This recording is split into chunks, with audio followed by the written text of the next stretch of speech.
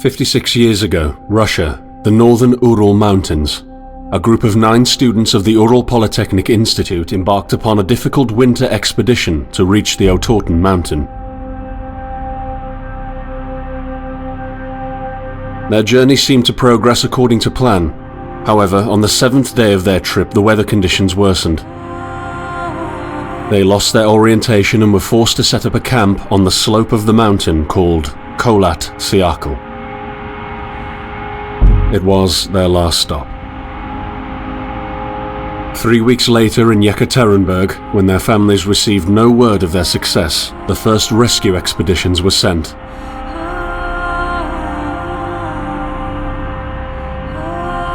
On February 25, 1959, an abandoned encampment was found. The tent was torn down and covered with snow, with all the group's belongings left inside. Further examination revealed it was cut from inside out. The surrounding footprints indicated the crew had fled the tent. They were barefooted. This suggests a frantic escape, characteristic of people scared out of their wits. 2 sets of prints led to a forested area down the slope. The rescue team found an improvised fireplace and 2 bodies. They were lying in but their underwear, with cuts and scratches to their limbs, suggesting they had tried to climb the tree in panic. What could terrify them so much?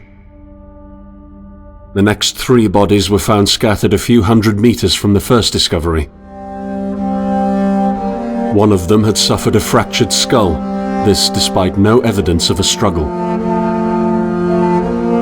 It took the spring thaw 2 months later to enable the rescue team to find the rest of the victims. The last 4 skiers were found buried in a thick layer of ice and snow. Their autopsies led to even more bizarre findings. All of the bodies had severe internal injuries caused by an undetermined force, similar to that of a serious car accident. No external damage nor bruises were visible, besides a tongue ripped from one victim's mouth and a strange orange skin color. Much speculation arose from these puzzling events. Such theories included attack from the local tribesmen, from an avalanche, or animals. Each theory, however, only served to create more questions. The truth behind this tragic course of events remains unexplained to this day. What really happened? Maybe the answer still waits to be discovered, deep under the snow.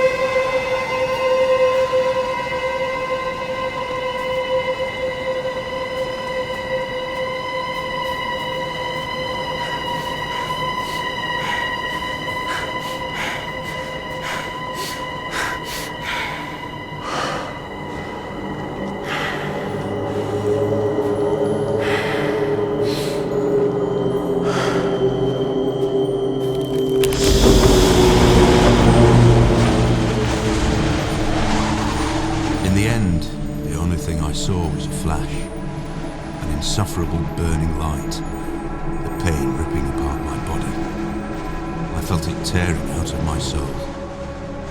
After a while, I was nobody, nothing. The light went out and I vanished into overwhelming darkness. I welcomed the end with delight.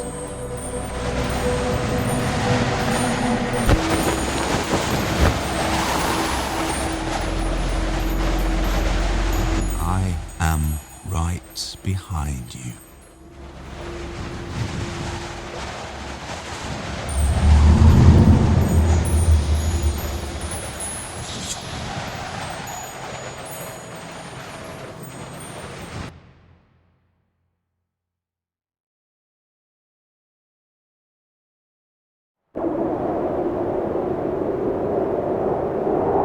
Have you ever tried to hold on to your humanity when others convince you of being no more than a subject, an object, which they can bend to their will? When they told you that you were a monster that deserved punishment, when you could really not remember your sins, when they took away your loved ones, leaving you to rot in the dark. The problem is that in their darkness, you have never been alone.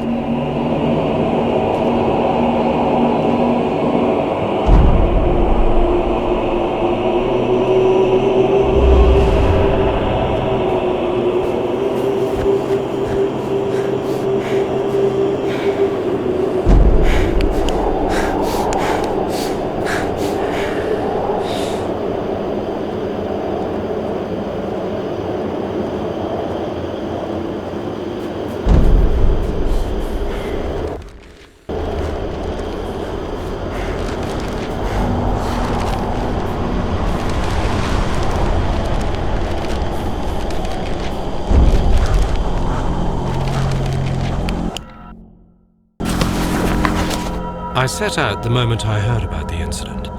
I was in the area, so I reported to the unit myself to be automatically assigned to the case. I arrived at Vishai on February the 19th, a couple of days before the Institute's rescue group. While waiting for them, I started asking around to see if anyone from among the locals knew anything about the incident.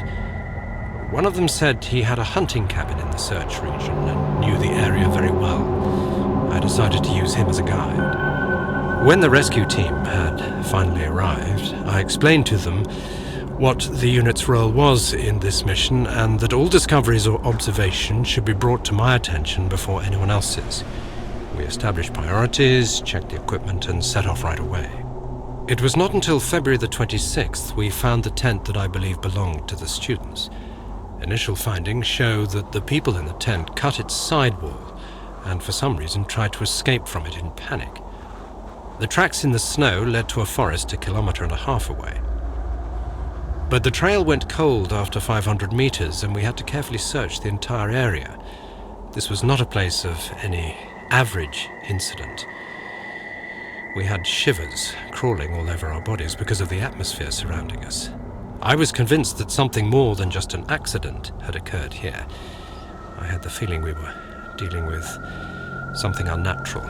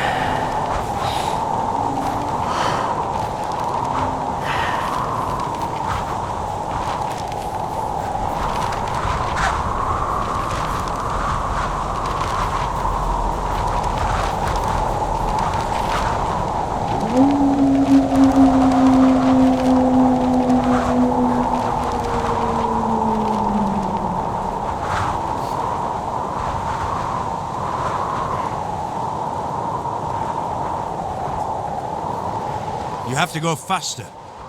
I don't have a lot of time left. You have to hurry. Find the way.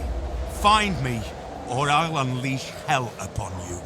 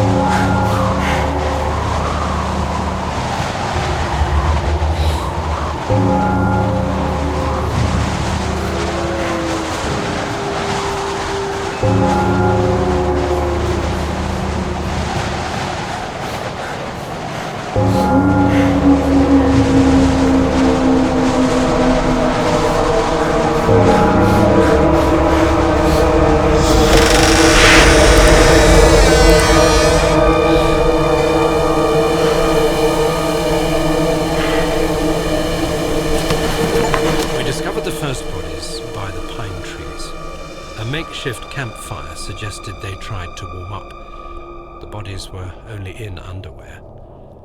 I decided to thoroughly search the area between the tent and the tree line. I discovered the other bodies every few hundred meters apart. Their position indicated the victims attempted to return to the tent as fast as they could. This could mean that the threat was gone and the group decided to go back to the tent, or just the opposite. Someone or something appeared from the forest and forced its victims to run. At this point, it is difficult to determine what exactly happened. I have collected small samples from all bodies for further research at the unit's laboratory. I discussed this situation with the rest of the rescue team, and afterwards, they focused on the visual inspection of the tent and areas by the trees, and I entered the forest.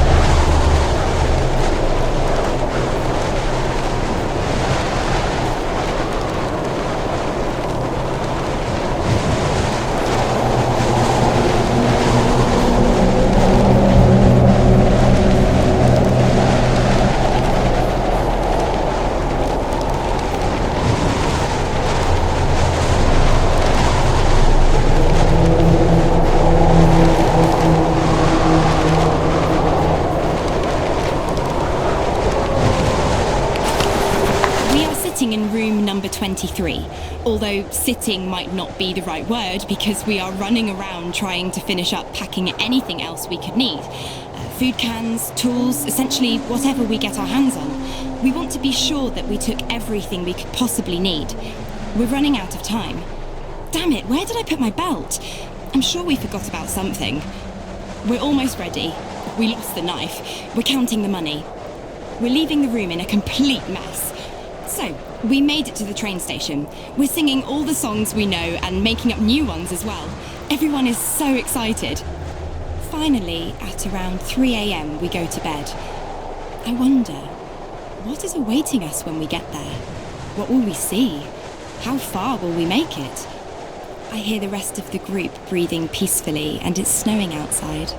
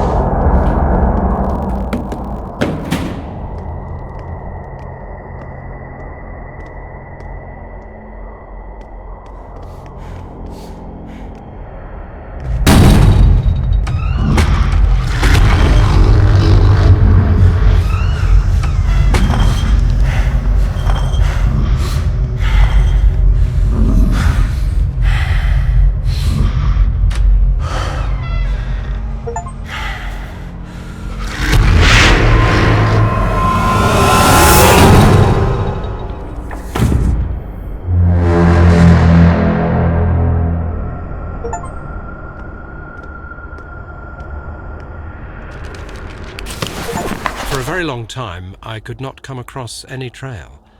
The tracks came and went as if someone was playing with me, as if the victims were moving. And as soon as I was almost sure I had seen something and I would find something new behind the next tree, the trail suddenly went cold. I had no idea what was going on. Finally, I reached a small meadow. There, I found a bound journal, as if someone left it there on purpose. The journal belonged to the members of the expedition. They wrote down their thoughts and observations. Note, there were also some obscure entries, probably taken down in the dark, concerning the situation they were in. This could shed some new light on the case. I am attaching the journal to this report. We have to control the conduct of the investigation, and at a certain point stop the information flow. The facts concerning the incident cannot be made public in any way, shape, or form.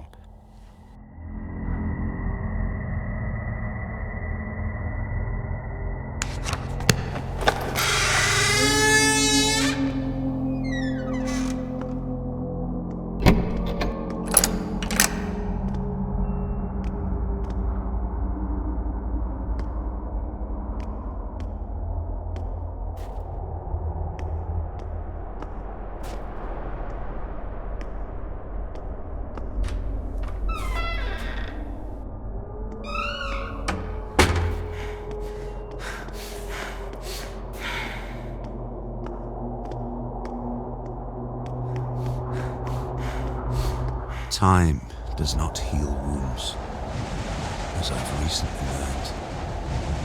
This truth was pounded into me by pain, cruelty, and lies. I learned from this. I remembered. It nearly touched the essence of my understanding, becoming the revelation of truth, when they dragged me down the corridor with my shattered bones.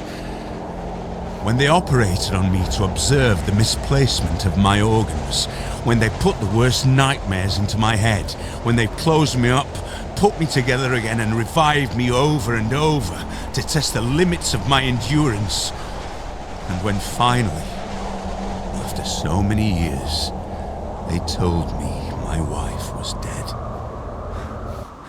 Time does not heal wounds.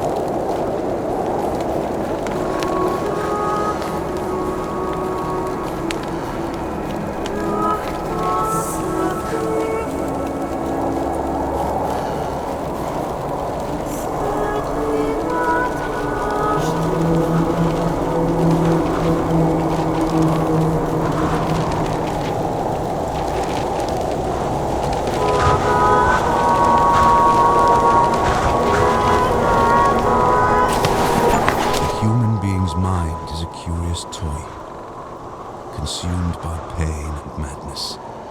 It resists, but defends itself from what can set it free. The path to understanding leads through contradiction. We deny one simple fact, the fact that humans are the real monsters. And as such, we should treat each other. Although I had been deluding myself otherwise for so many years, I have finally figured out my true nature. Remember that in the darkness, you are never alone. There is always someone who awaits your fall.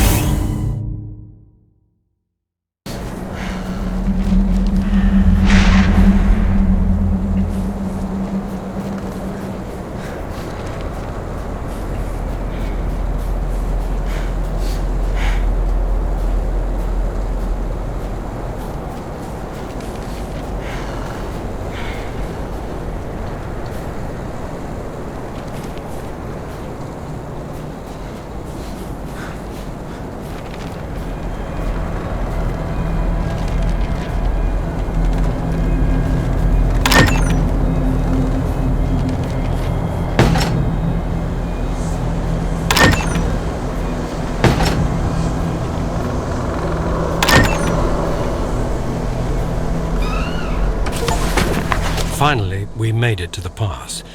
Thank God, we made it. On our way, I felt someone was following us. I heard strange whispers around. I sometimes even caught a glimpse of a moving shadow in the trees. There were moments I could feel someone's breath upon my shoulder, but when I stopped still, hearing the snow crunching under one's boots, and turned around, there was nobody there. I had the impression this is a place of some horrid altar of madness. Nothing is as it should be. Or it's some kind of a nightmare. And then we found the bodies. Something told me not to look, but it looked like something was sticking out, or maybe there was just some voice in my head which kept repeating, "Go down there, go." I can hear it clearly even now. So I went down and found the remaining 4. The way they looked, what on earth could have happened to them? I'm not able to describe it in detail. Smashed skulls, twisted limbs, broken ribs, torn, cut, or burnt skin. Never ever have I seen anything like this. A gruesome image of madness or some sick experiment. As if someone or something played with them and abandoned the destroyed toys in the forest.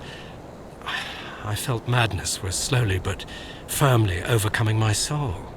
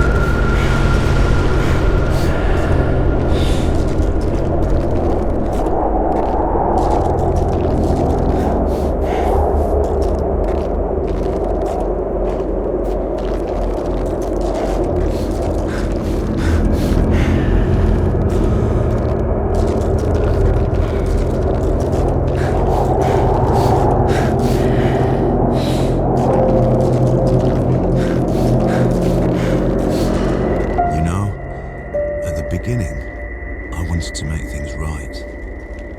I believed God itself touched me. That I have received a chance, a compensation for the evil that was brought upon me. That I understood that it is not God, or good, or restitution. Just a tool of revenge.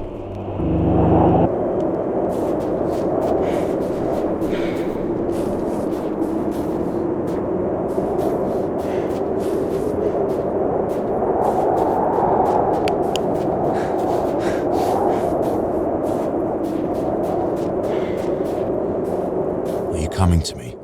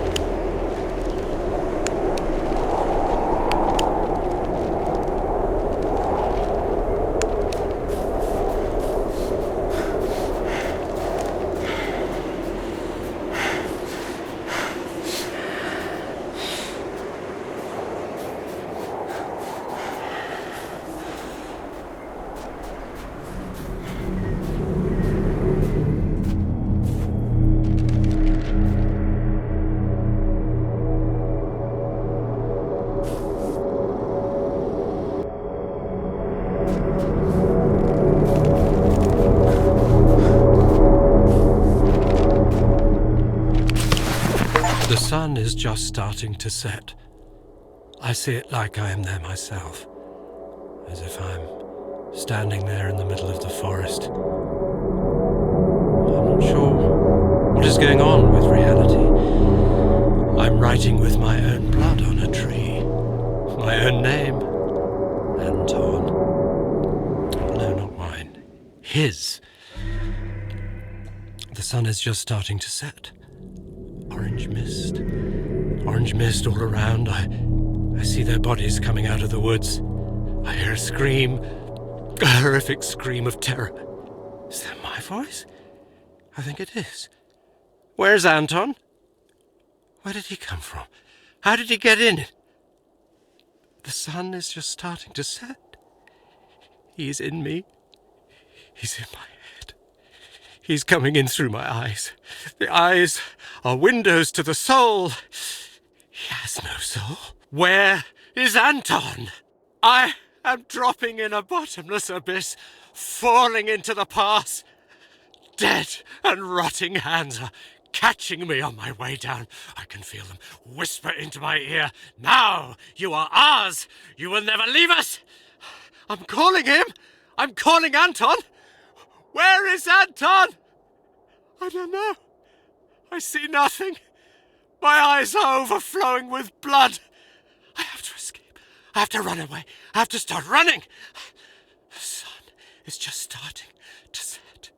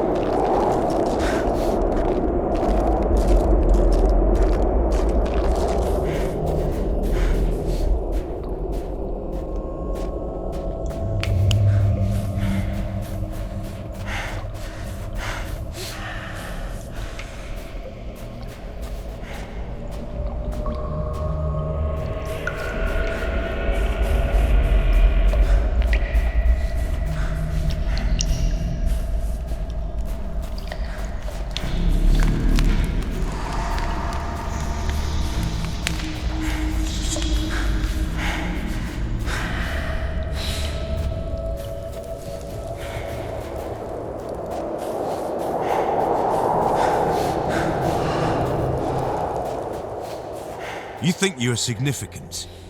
That you will uncover the truth for everyone to see? So you can point the finger at the monster? First, take a look at the mirror.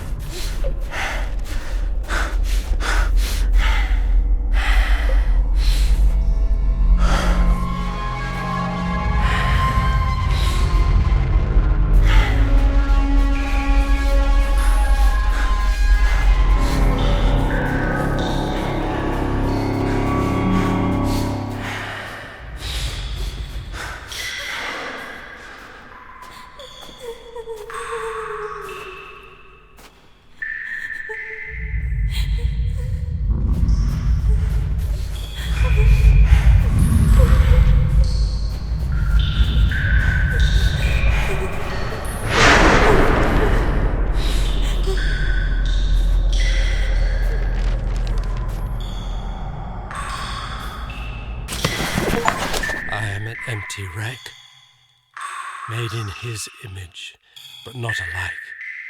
A servant, obedient to one master.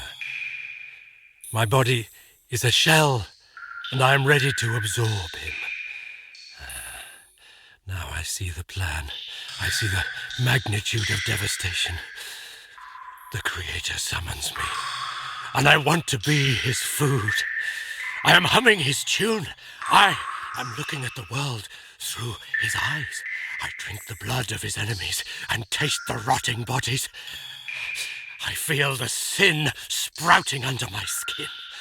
I hear screams in my head. I hear them calling me. I hear the calling of the ones that through him have already found their eternal shelter. Free them, my lord! Free them, and take me instead! Fulfill your revenge! At the hour of my death! An army of angels comes out from the orange light. Their song is made of one powerful voice. I feel their presence, their twisted faces, their black eyes drilling into my consciousness. They demand to finish the work. Oh, his presence is overcoming me. So poor and defenseless. What have they done to you? What harm? There is a place. You were there, and so was I. A huge gate, and the Creator hidden behind it. Only those few who touched him could understand, but you could. You understood, and I understood through you.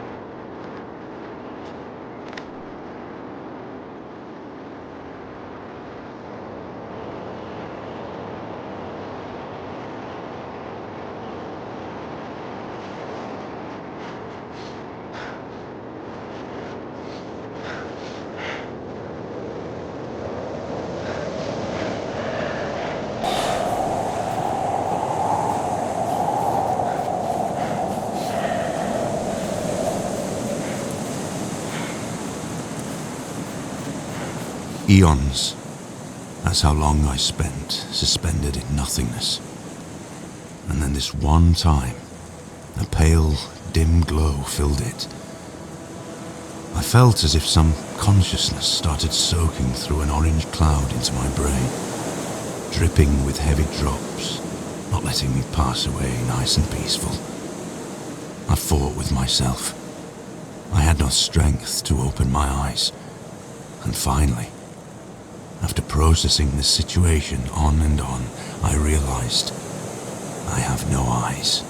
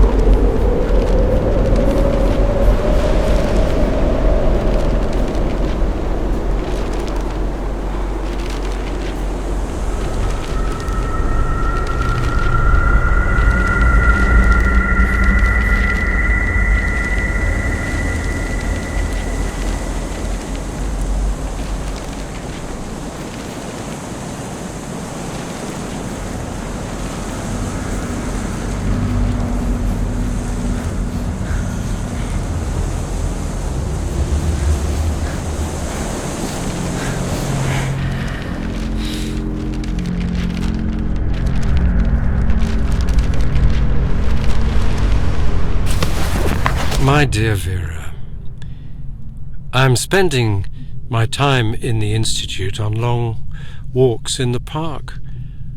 Only here I can find solace, only in the shadows of the trees. My thoughts are peaceful when I see how the sun brushes the green leaves and the wind covers my face in a gentle, warm blow. The doctors say the worst is behind me. The breakdown was temporary. It's difficult for me to say what triggered this state. I know you'll never forgive me for what I've done. The tragedy that I have contributed to shall never find any justification nor explanation. I can only cover it up with madness. But I am aware that this is a pathetic excuse, and I'm not able to hide behind it. I take full responsibility for what happened, and I am prepared to be punished. The doctors, however, say I will probably not leave the Institute. You must know I would rather rot in prison 100 times for what I have done to you. I have to confess, I tricked you. I knew you would never, ever want to hear what I have to say to you. That is why I sent my friend with this letter to your sister, and after a lot of persuasion, she agreed to read it to you. I thank her from the bottom of my heart for this. I'm ending this letter. I want to bore you no more. I love you and believe that someday, hopefully, I will be able to tell you all this in person. Luckily, my friend Anton is by my side at all times. He was the one that went to your sister. I hope this letter finds you both well and in good health. I wish you all the best. Forever yours, Vitaly.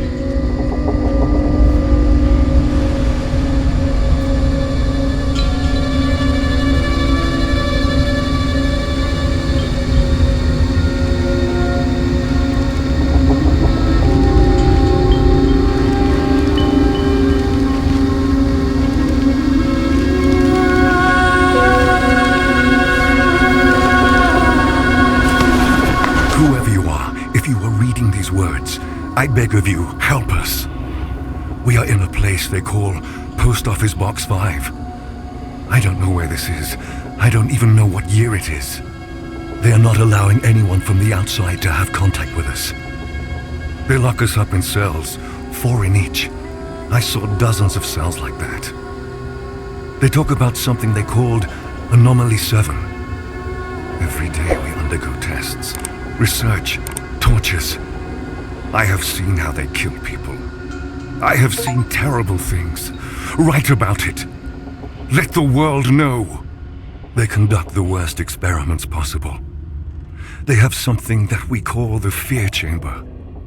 There is no way to say what will happen to the person that ends up there. Some come back, but are no longer themselves. They are absent. Others are dragged out dead. Only few stay sane. I have seen a bright orange light which spoke to me in demonic voices and showed me things worse than any nightmare you can possibly dream. Sometimes people come out of there with broken bones, mutilated, crushed, irradiated, dismembered. I can't take it in anymore. Take away these images. There was a scientist amongst us. He said that during their sick experiments, they discovered something out of this world. They are trying to test it. The truth is that it is testing them.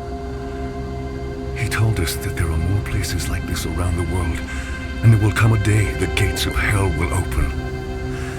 You have to stop this. Destroy it. Destroy us. Kill us all. The center is governed by something that is called the Soviet Research Unit for Natural Phenomena. I have seen this on an ID card of the man that was interrogating me. He said we were prisoners, convicts, murderers, rapists, thieves. But that is not true. I have done nothing wrong. I hate them all. They call us subjects. No names, but subjects. I am Subject 73. I don't even remember my real name. I beg of you, please help us. Burn it all to the ground. If only this letter reached beyond the walls of the center. If only the guard who promised to take it has kept her promise. You have to do something. I swear by all that one holds sacred, you have to. My only cellmate, Anton, whispers in my ear that everything is going to be fine. That the orange light is singing in the voices of hundreds of angel choirs. Anton promised me that if I listen carefully to the singing, he will free me. Sometimes, however, I think that all of this does not exist. There is no prison. There are no bars. There are no doctors. There is no Anton. There's only this frightening, piercing orange light.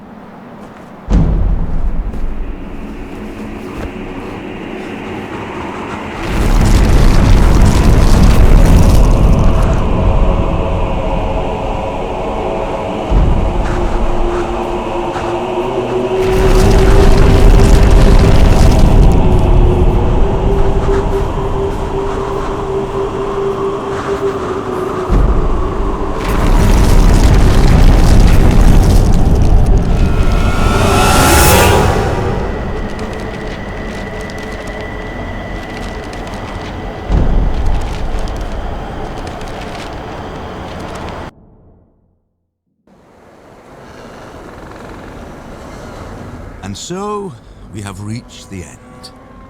Have you understood your role in my plan? There are no random victims, and nobody is completely innocent. You may not agree, but when the gates to Section 22 open and the world will see true madness, you will understand that everything I had done was necessary.